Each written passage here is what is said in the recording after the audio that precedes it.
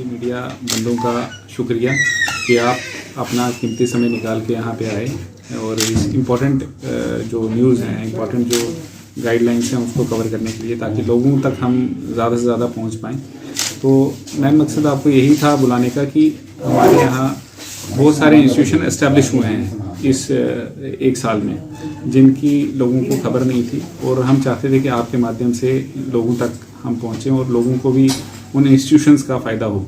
जैसे मैं बात करूँ कि कोई भी औरत जो डोमेस्टिक वायलेंस से पीड़ित है या फिर एक्सप्लॉयटेशन उसकी किसी भी लेवल पे हो रही है, चाहे वो विद इन फैमिली क्यों ना हो रही हो, तो हमारे यहाँ एक वन स्टॉप सेंटर खुला है कठुआ में, जहाँ पे किसी भी प्रकार की महिलाओं को असिस्टेंस चाहिए तो वन स्टॉप सेंटर में अप्रोच कर सकती है।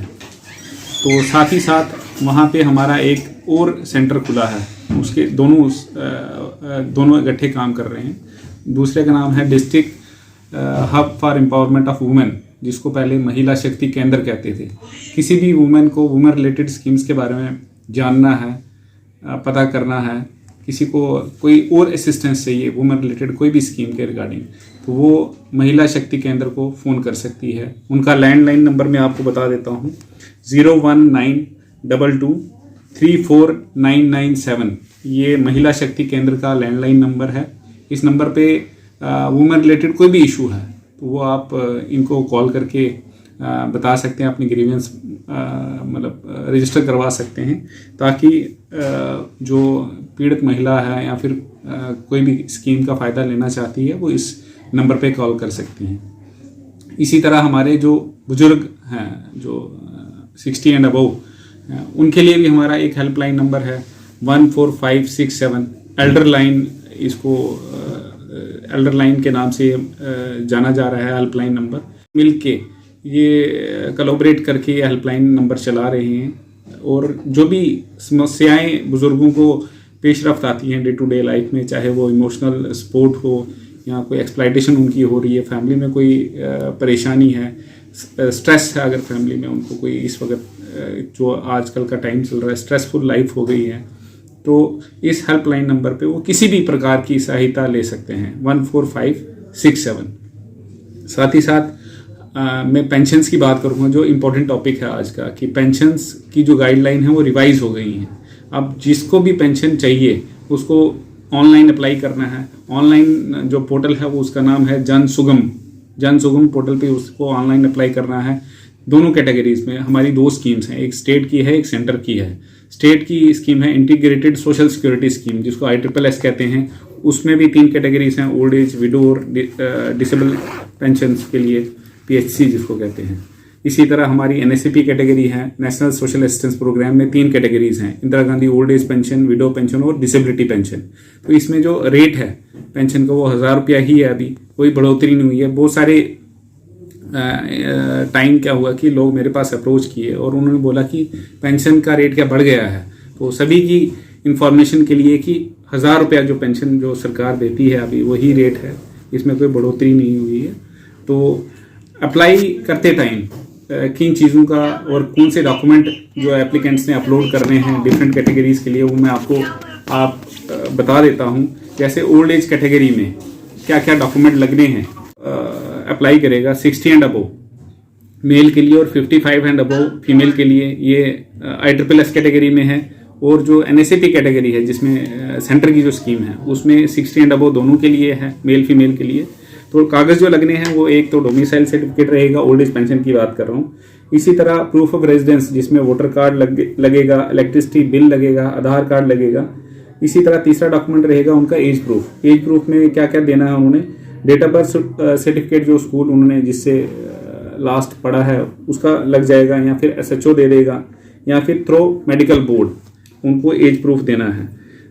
चौथा है जो मोस्ट इम्पॉर्टेंट है, AAY और PHH राशन कार्ड होल्डर ही अब पेंशन ओल्ड एज कैटेगरी में ले सकते हैं। 5वां है आधार कार्ड। आधार कार्ड का होना मस्ट है, क्योंकि इससे एक तो ट्रांसपेरेंसी रहती है और सरकार के पास भी रिकॉर्ड रहता है कि कौन किस स्कीम में पेंशन ले रहा है, किस किस डिपार्टमेंट से असिस्टेंस ले रहा है। अगर कोई कहीं डबलिंग कर रहा है वो पकड़ा जाएगा, तो तभी आधार का कंपलसरी कर दिया, आधार सीडिंग ज़रूरी है, मस्ट है, लिंक्ड होना चाहिए, आधार लिंक्ड अकाउंट होना चाहिए पेंशन के लिए। पांचवा ये है कि जो बैंक अकाउंट की कॉपी है वो 16 डिजिट जहां लिखा होता है पहला पेज उसका प्लस IFSC कोड, वो डॉक्यूमेंट ज़रूरी है। छठा, affidavit duly filled by judicial magistrate, उसमें कुछ कंडीशन लिख के देनी है उस एप्लीकेंट ने कि मैं कहीं और डिपार्टमेंट से पेंशन नहीं ले रहा, किसी और डिपार्टमेंट से कोई असिस्टेंस नहीं ले रहा। साथ ही साथ लोगों को इसमें परेशानी आती है, वो कहते हैं कि बहुत सारे ब्लॉक दिवस में ये परेशानी है कि ये एफिडेविट बनाने में उनको दिक्कत आ रही है। हमारे ऑफिस में डलसा डिस्ट्रिक्ट लीगल सर्विस अथॉरिटी की तरफ से पैरा लीगल वॉलंटियर्स डिप्यूट किए गए हैं। अगर किसी को भी कोई परेशानी आती है ये लीगल डॉक्यूमेंट बनाने में तो वो उनकी हेल्प ले सकते हैं पैरा लीगल वॉलंटियर्स की, किस तहसील में बैठे हैं तो जो भी कंसर्न तहसील का जो ओल्ड एज पर्सन होगा वो उनकी हेल्प ले सकते हैं। इसी तरह हमारी सेकंड कैटेगरी आती है विडो पेंशन। विडो पेंशन का पहले बड़ी समस्या रहती थी कि 40 साल से जो ऊपर है उनको ही हम पेंशन देते थे एज पर गाइडलाइन, मगर सरकार ने इसमें बड़ा अच्छा कदम लिया है। लोगों की समस्याएं थी वो खत्म कर दिया है। जो 40 का बार था अब 40 से नीचे 18 एंड अबव जो मैरिजेबल एज रहती है सरकार की तरफ से 18 एंड अबव जो है वो अप्लाई कर सकता है इसमें, अगर कोई विडो हो जाता है तो इसमें एक दो डॉक्यूमेंट इसमें एडिशनल देने हैं। एक तो जो मैंने आपको बताया ओल्ड एज कैटेगरी में जैसे वो डॉक्यूमेंट थे वैसे सेम इधर भी देने, प्लस एक दो एडिशनल डॉक्यूमेंट जैसे कि जो उसके हस्बैंड की डेथ हुई होगी उसका डेथ सर्टिफिकेट प्रोड्यूस करना है उसने।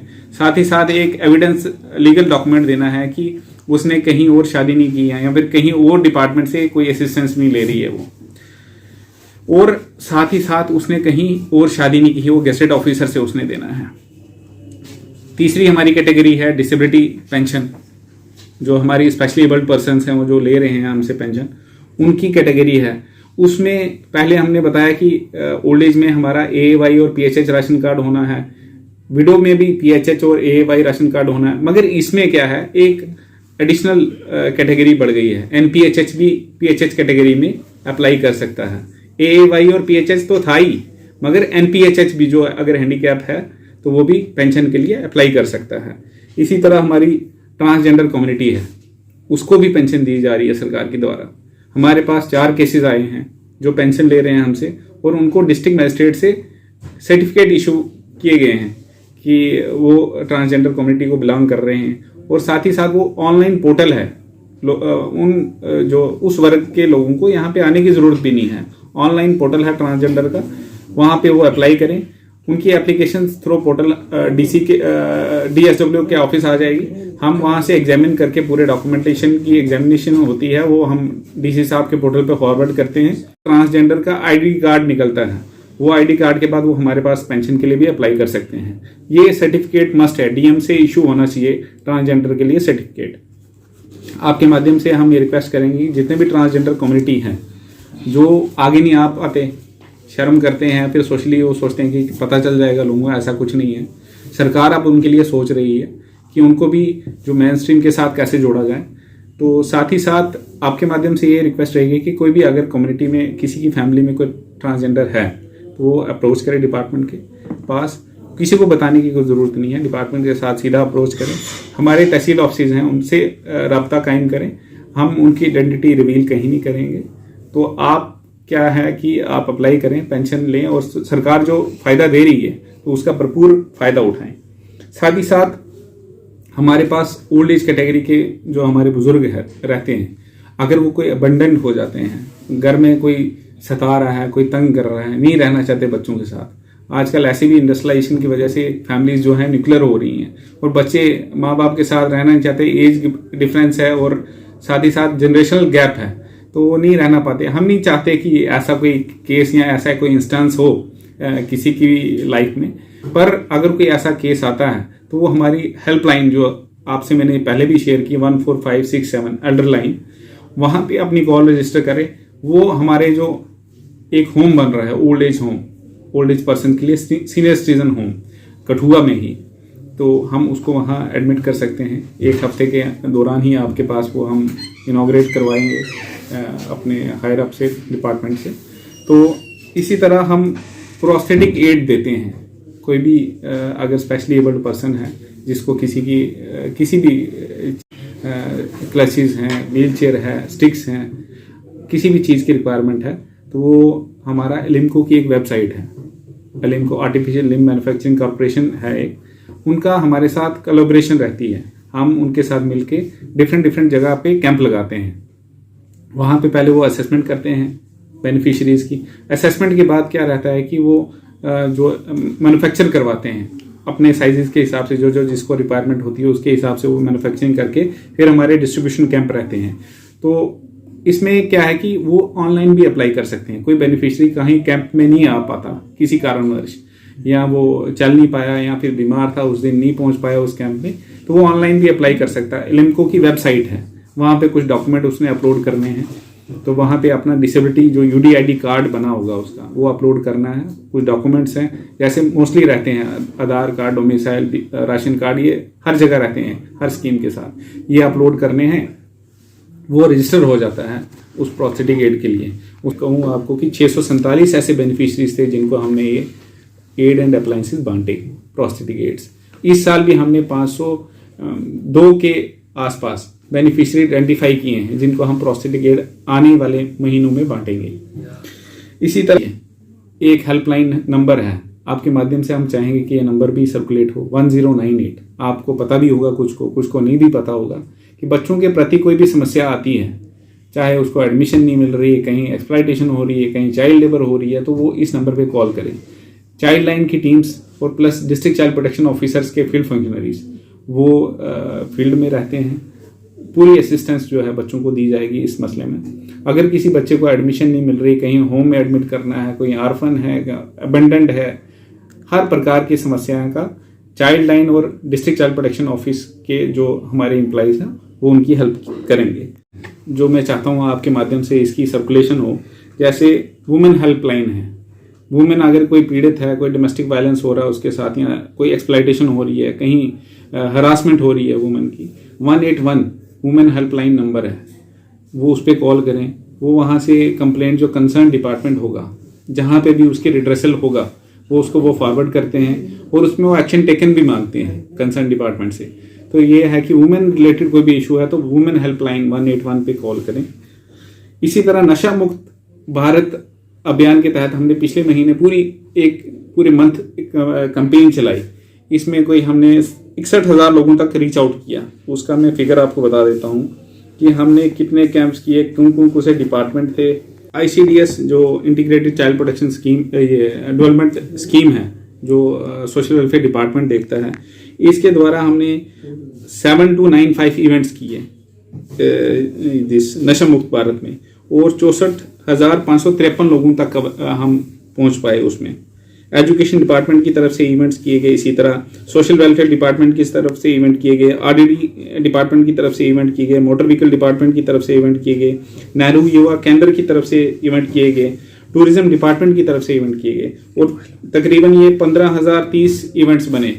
15,030 इवेंट्स जो पिछले सरकार की डायरेक्शंस भी थी कि इसमें पूरा 1 महीने की कैंपेन चलानी है नशा मुक्त भारत पे।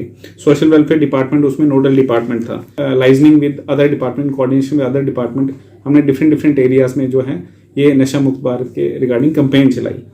यूनिक डिसेबिलिटी आइडेंटिटी कार्ड, ये जो है जो भी हैंडीकैप पर्सनस थे जिनको डिसेबिलिटी सर्टिफिकेट पहले इशू किए जाते थे मैनुअली, वो क्या होता था कि कोई भी डिसेबल पर्सन है वो चीफ मेडिकल ऑफिसर के ऑफिस से आता था, वहाँ एक मेडिकल बोर्ड बैठता का हो गया, ऑर्थोपेडिक्स का हो गया, आई साइट का ऑप्थेमोलॉजिस्ट हो गया, तो डिफरेंट कैटेगरीज के डॉक्टर बैठते थे। जो भी उस एलिमेंट होती थी पेशेंट को उसको एग्जामिन करते थे और एक सर्टिफिकेट इशू करते थे मैनुअल।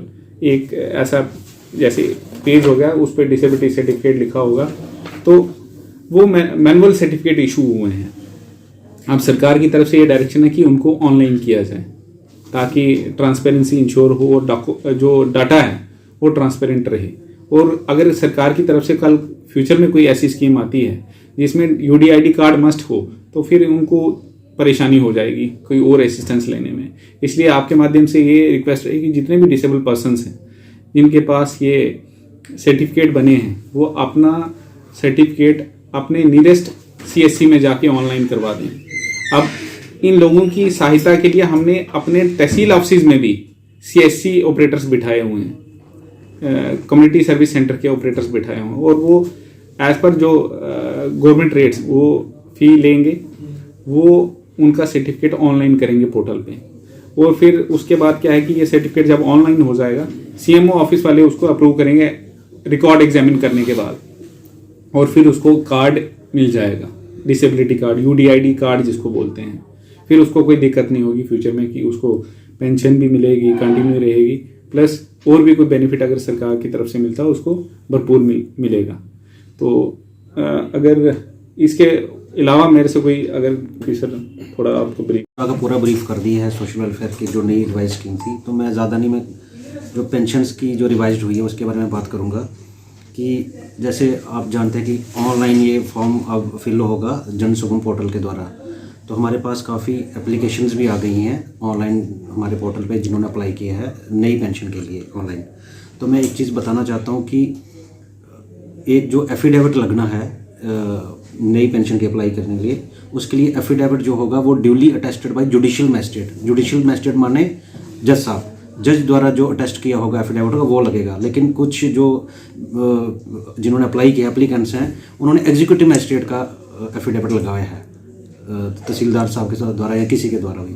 तो ये मैं उनको फिर से बताना चाहता हूँ कि कृपया करके जज साहब के द्वारा जो अटेस्टेड एफिडेविट है वही लगवाएं, ताकि हम उसको रिवर्ट ना करें बल्कि उसको आगे फर्दर फॉरवर्ड कर दें। तो दूसरा, जैसे यूडीआईडी कार्ड्स का सर ने बताया कि जिसका डिसेबिलिटी सर्टिफिकेट पहले मैनुअल बना था, तो उनको सर जितने भी हमारे दिव्यांगजन जो पेंशन ले रहे हैं उनको वो सारा का सारा डिजिटल करवाना पड़ेगा, सारा का सारा डिजिटल उनको करवाना पड़ेगा। और हमारे 5 तहसील सोशल वेलफेयर ऑफिसर्स हैं जिला कठुआ में, जिसमें बनी, बिसौली, बिलावर, हीरानगर और कठुआ। वहाँ पे हमने सीएससी जो ऑपरेटर्स हैं उनको बिठाया है। वहाँ पे जो रिक्वेस्टेड फीस है गवर्नमेंट द्वारा निर्धारित की हुई, वो फीस उनसे ली जा रही है और वहाँ पे कर जाते हैं। यूडीआईडी कार्ड वो जो दिव्यांगजन वहाँ पे कर रहे हैं, उसके साथ ही साथ अगर कोई ऐसा बेनिफिशियरी है जो पहली बार पेंशन के लिए अप्लाई करना चाहता है, उसको दिक्कत आ रही है, तो वो भी वहाँ उसी सीएससी सेंटर जाके वहाँ पे अप्लाई वहाँ पे कर सकते हैं, ताकि उनको आगे पीछे और कहीं ना जाना पड़े। बिल्डिंग करेंगे, उनकी हेल्प करेंगे। साथ ही साथ जो मोस्ट इम्पॉर्टेंट एक है कि जो एग्जिस्टिंग बेनिफिशियरी हैं, एग्जिस्टिंग बेनिफिशियरी मतलब कि जो हमसे जिनको ऑलरेडी पेंशन लगी हुई है और पेंशन ले रहे हैं, उन सभी को भी ये सारे के सारे डॉक्यूमेंट पूरे करने हैं और जो कंसर्न उनका तहसील सोशल वेलफेयर ऑफिस है वहाँ पे सबमिट करने हैं, ताकि उनकी पेंशन आगे कंटिन्यू रहे।